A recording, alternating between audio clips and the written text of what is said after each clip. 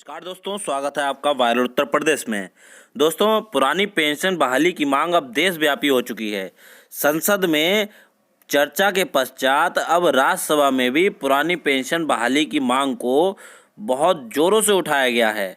कांग्रेस के राज्यसभा सांसदों के द्वारा लगातार ये कहा गया कि पुरानी पेंशन को तत्काल बहाल किया जाए, क्योंकि 1 जनवरी 2004 के पश्चात जो एनपीएस लागू किया गया वह वाकई में कर्मचारियों के साथ अन्याय है। दोस्तों, वह वीडियो क्लिप देखने से पहले हमारा आपसे अनुरोध है कि यदि आपने हमारा चैनल अभी तक सब्सक्राइब नहीं किया है तो कृपया कर सब्सक्राइब कर लें, क्योंकि हम आप तक सरकारी कर्मचारियों से संबंधित लेटेस्ट अपडेट समय से पहुंचाते रहते हैं। दोस्तों, आइए देखते हैं वह वीडियो कि कांग्रेस के राज्यसभा सांसदों के द्वारा किस प्रकार से एनपीएस का विरोध किया गया और पुरानी पेंशन बहाली की मांग की गई। संजय सिंह। माननीय महोदय, सदन के माध्यम से मैं केंद्र सरकार के कर्मचारियों के 1 जनवरी 2004 से लागू की गई पेंशन स्कीम की कुछ गंभीर विसंगतियों की तरफ सदन का ध्यान आकर्षित करना चाहता हूं। नई पेंशन स्कीम की योजना 20 दिसंबर 2003 की अधिसूचना द्वारा लागू की गई थी और इस प्रणाली को 1 जनवरी 2004 से केंद्र सरकार की सेवा में आने वाले सभी नए केंद्रीय कर्मचारियों के लिए अनिवार्य कर दिया गया था। इसकी पूर्ववर्ती पेंशन योजना में कर्मचारियों को मिलने वाली पेंशन उनकी संतोषजनक सरकारी सेवा के प्रतिफल के रूप में और उनको उनके परिवार को सुरक्षा दिलाने के लिए की गई थी। नई पेंशन व्यवस्था में सरकार और कर्मचारी दोनों अपना अंशदान देते हैं। इस अंशदान को सरकार द्वारा शेयर मार्केट की डिफाल्टर कंपनियों में लगाया जा रहा है। शेयर मार्केट आधारित इस व्यवस्था से सेवानिवृत्त होने वाले कर्मचारियों का भविष्य बेहद जोखिम भरा होता जाएगा और यहाँ तक कि उनकी पेंशन की कोई निश्चित गारंटी भी नहीं रह जाएगी। दूसरी बात, पुरानी पेंशन व्यवस्था में सेवानिवृत्त होने वाले हर कर्मचारी को बढ़ने वाली महंगाई की प्रतिपूर्ति के रूप में प्रत्येक 6 माह में महंगाई भत्ता दिए जाने की व्यवस्था थी, जो इस व्यवस्था में नहीं है।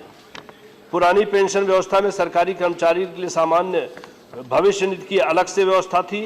कर्मचारी भविष्य निधि में अपना जो अंशदान देते थे उस पूरी राशि पर सरकार द्वारा एक निश्चित ब्याज दिया जाता रहा है, जबकि नई पेंशन में इसकी व्यवस्था जीपीएफ की व्यवस्था समाप्त कर दी गई है। पेंशन व्यवस्था में जो कुल राशि होती है उसका 40% शेयर मार्केट में लगाया जाता है। सरकारी कर्मचारी जिस दिन रिटायर होता है उस दिन जैसा शेयर मार्केट का जो रुख होता है उस हिसाब से उसे 60% राशि मिलती है। बाकी 40% के लिए पेंशन प्लान लेना पड़ता है और पेंशन प्लान के आधार पर ही उसकी आगे की पेंशन तय होती है।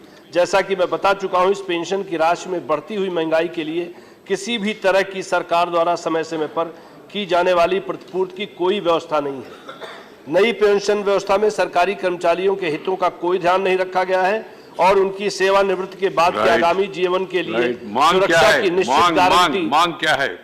मांग यह है मान्यवर, मेरी सदन के माध्यम से सरकार से मांग है कि सरकारी कर्मचारियों के लिए नई पेंशन व्यवस्था की जगह 1 जनवरी 2004 के पूर्व वाली पुरानी पेंशन व्यवस्था लागू की जाए। धन्यवाद।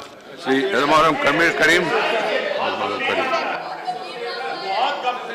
ठीक है, ये सबका नाम जोड़ लीजिए। कर्मचारियों के मन में ये शंका है कि उनकी पेंशन मिलेगी शेयर मार्केट में ठीक है, प्लीज, ये तो क्या करें, ये reader is there and next चली जाएगी, ये लोगों के मन में आशंका है। ये सिंह जी ने मामला उठाया। Government is there, they are taking note of the same. Mister Erman Karim, you have to associate. उन्होंने नोटिस दिया भाई, उन्होंने नोटिस दिया पहले, उनको please. Yes, indeed. I have already allowed Ram Gopal ji. He had to say. Commission, government constituted a committee, NPS committee, and in that committee, government employees organizations are Right. that is this, the previous system should be introduced. Right. So far, government has not taken it. Thank you. So a very meager amount is getting as pension those who are retired from the service after the new pension scheme is introduced. That has been. What is your conclusive suggestion? To scrap the new pension scheme and retain the Thank old you. pension scheme. G.C. Chandrasekhar. Pension scheme.